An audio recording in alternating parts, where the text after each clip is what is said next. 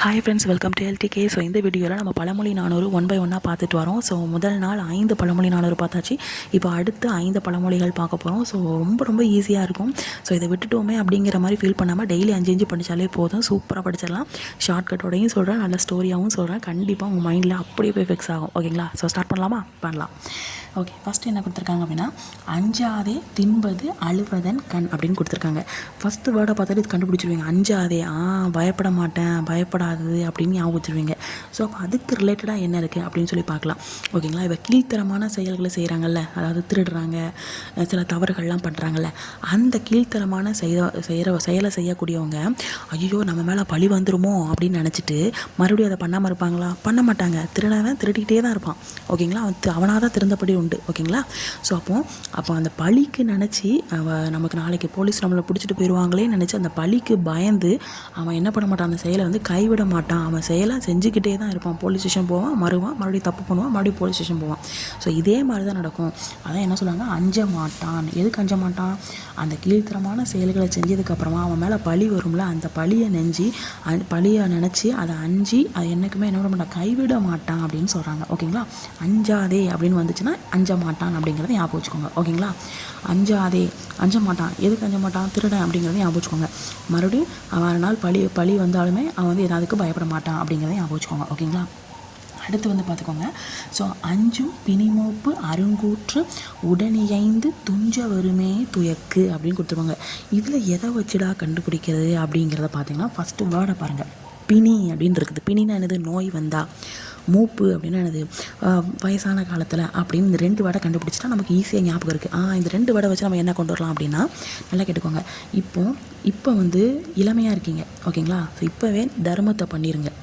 ஓகேங்களா? ஒரு வேளை பின்னாடி நம்ம நல்லது செய்யலாம், நம்ம சாகிற நேரத்தில் நல்லது செய்யலாம்னு நீங்கள் நினச்சிங்கன்னா வச்சுக்கோங்க, அப்போ வந்து கடவுள் உங்களை படுத்த படுக்கையாக ஆக்கிடுவார், இல்லைனா வயசானவங்களை ஆக்கிடுவார், நோய் ஏதாவது கொடுத்து உங்களை வந்து அப்படியே விட்டுருவார். ஸோ அதனால் கிடைக்கிற டைமில் என்ன பண்ணுங்கள், அந்த இளமையாக இருக்கிற இந்த டைம்லேயே தர்மத்தை பண்ணுங்கள் அப்படின்னு சொல்கிறார். ஓகேங்களா? அப்போ இந்த பிணி மூப்பு இதெல்லாமே வந்துச்சு அப்படின்னா உங்களை வந்து நோய் மூப்பு இதெல்லாம் வரதுக்கு முன்னாடியே என்ன பண்ணுங்கள், நல்லது பண்ணிடுங்க. அவ்வளோதான். ஓகேங்களா?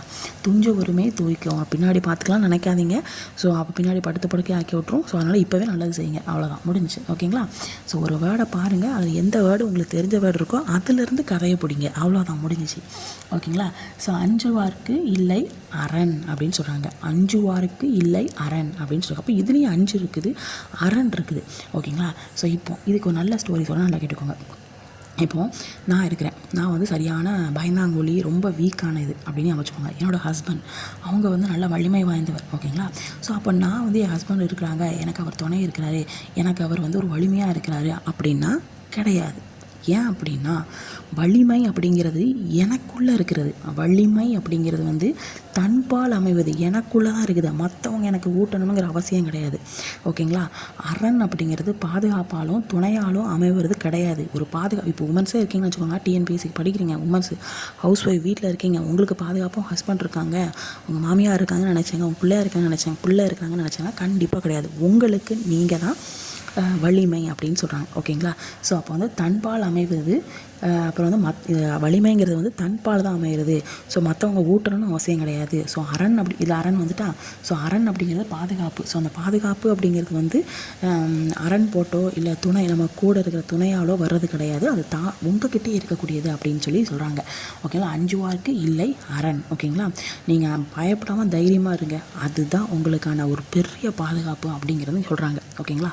ஸோ அதுக்கப்புறம் பார்த்தீங்கன்னா, அடுப்பின் கடை முடங்கும் நாயை புலியாம் என. இதை பார்த்தோன்னே கணிச்சிங்க, நாய் புலி.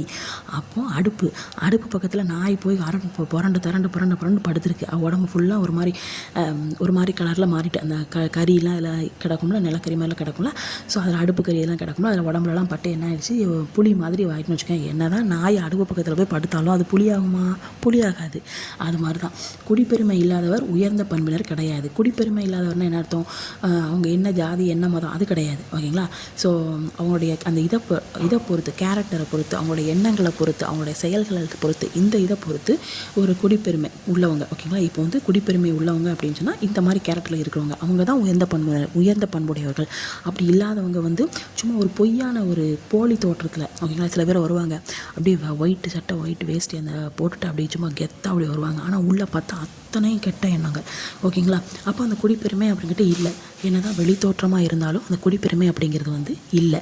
அப்போ ஒரு பொய்யான புகழ்ச்சியில் இருக்கிறாரு அப்படின்னு ஞாபகம் வச்சுக்கோங்க. ஓகேங்களா? நாய் வந்து அடுப்பு பக்கத்தில் படுத்தா புளி ஆகாது அப்படிங்கிறது ஞாபகம் வச்சுக்கோங்க. ஓகேங்களா? ஸோ அடுத்து வந்து பார்த்திங்கன்னா, அணங்காகும் தான் செய்த பாவை தனக்கு.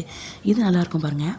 அதாவது நம்ம அந்த சிலை செய்வாங்கள்ல, சிலை செய்கிறவங்க ஃபஸ்ட்டு அவன் செய்கிறான். ஓகேங்களா? அப்போ அவன் செய்த அந்த சிலை வந்து பின்னாடி அதை என்ன பண்ணுவாங்க, கோயிலுக்கு கொண்டு போய் அவனே அதை வழிபடுற நிலைமைக்கு வரும் இல்லையா? அப்போது தான் செய்த பாவையே தன் சிற்பிக்கு பின்னாடி அது தெய்வமாகுது. ஓகேங்களா? அந்த சிற்பி வந்து சிலையை வடிக்கிறான், பின்னாடி அது தெய்வமாக இருக்குது. ஆனால் அவன் தான் அந்த சிலையை செய்கிறான். அப்போ சிலையை செஞ்சவனே சிலையை கும்பிடுறான் இல்லையா? அதே மாதிரி தான் அது அவனுக்கு எவ்வளோ ஒரு பெருமையாக இருக்கும். அதே மாதிரி தான் தகப்பன் வந்து தன்னோட மக்களை வந்து இன்னும் தகுதியுடையவராக ஆக்கணும். அப்படி ஆக்கிறது அவனுடைய அந்த தந்தையுடைய கடமை. அதுக்கப்புறம் அந்த பையன் வந்து பெரிய பையனாகி தந்தைக்கு ஆற்றுவான்ல, அதுதான் உண்மையான ஒரு பெரிய விஷயம் அப்படிங்கிற மாதிரி சொல்கிறாங்க. ஓகேங்களா? ஓகே, அது ஒரு சிறப்பு தானே. இப்போ நான் என் கையால் செஞ்ச சிற்பியை எல்லோரும் வணங்குறாங்கன்னா அது ஒரு சிறப்பு. அதை நானும் வணங்குறேன்னா ஒரு சிறப்பு. அதே மாதிரி என் பையனை நல்லபடியாக வளர்த்து நல்லபடியாக தகுதியோடு ஆக்கிட்டு அவன் வந்து நாளைக்கு ஒரு பெரிய பேரும் புகழோடு இருக்கும்போது அது எனக்கு பெருமை. இதை தான் சொல்கிறாங்க. அவ்வளோதான். நெக்ஸ்ட்டு, அணியாரை தம்மை தமவேனும் கொல்லா களம் அப்படின்னு சொல்கிறாங்க. இது என்னது அப்படின்னா, அணியாரை தம்மை தமவேனும் கொல்லா களம். இது முக்கியமான விஷயம். எப்படின்னா, யாராவது உங்களை புகழ்ந்து பேசுனாங்கன்னு வச்சுக்கோங்களேன், நீ அதாவது அப்படியா thank you so much, very good, thank you அப்படின்னு சொல்லக்கூடாது. ஓகேங்களா? உடனே அந்த இடத்த விட்டு அப்படி லைட்டாக ஸ்மைல் பண்ணிட்டு அப்படியே தடுத்துட்டு அவங்க பேசுகிறத அப்படியே தடுத்துட்டுரும். ஓகேங்களா? ஏன் அப்படின்னா, அப்படி ஒருவேளை அவனை புகழ்ந்து பேசுகிறான்னா கண்டிப்பாக ஏதோ ஒரு விஷயத்துக்காக தான் புகழ்ந்து பேசுகிறான்னு அர்த்தம். ஓகேங்களா? அது ஒரு விஷயம். இன்னொன்று என்னென்னா, பொருத்தமில்லாத ஆவரணங்களை அணிஞ்சால் எப்படி இருக்கும் அந்த மாதிரி. ஓகேங்களா? இப்போ வந்து நீ ஏதோ நல்லது எதுவுமே செய்யலை, ஆனால் எக்ஸ்ட்ரா பிட்டு போட்டு சொல்கிறாங்க, நீ அப்படி இப்படி அப்படின்னு எக்ஸ்ட்ரா பிட்டு போட்டு புகழ்ந்து சொல்கிறாங்க அப்படின்னா அந்த இடத்த விட்டு நீங்கள் என்ன பண்ணுங்க, அவங்க பேசுகிறத தடுத்துட்டு நகண்டுருங்க. ஏன் அப்படின்னா, இப்போ ஒரு இந்த ஐயா தங்கம் சாரில் அந்த மேம் வந்து சொல்லியிருப்பாங்க, சூப்பராக சொல்லியிருப்பாங்க. இப்போ நான் வந்து ஒரு காதில் ஜிமிக்கி போட்டுட்டு கழுத்தில் நெக்லஸ் போட்டுட்டு ஜீன்ஸ் பேண்ட் டிஷர்ட் போட்டு போனால் எப்படி இருக்கும், பொருத்தமில்லாத ஆடை அணிகள் மாதிரி இருக்குமா? ஸோ அந்த மாதிரி தான் இது இருக்கும் அப்படிங்கிற மாதிரி சொல்கிறாங்க. அணியாரை தம்மை தமவேனும் கொல்லா களம். ஓகேங்களா? அவங்கள வந்து பக்கத்தில் வந்து வச்சுக்கிடாதீங்க, தடுத்து அவங்க பேசுகிறத தடுத்து நிப்பாட்டிடுங்க. ஓகேங்களா? அணியாரை தம்மை தமவேனும் கொல்லா களம். பொருத்தமில்லாத ஆபரணங்களை என்ன பண்ணக்கூடாது, அணியாதீங்க அப்படிங்கிற மாதிரி சொல்கிறாங்க. இதுதான் பழமொழி நானூறில் இருக்கக்கூடிய அடுத்த 5 இது. ஓகேங்களா? ஸோ நாளைக்கு இன்னும் 5 இது பார்க்கலாம். ஓகேங்களா? So thank you so much. பாய்.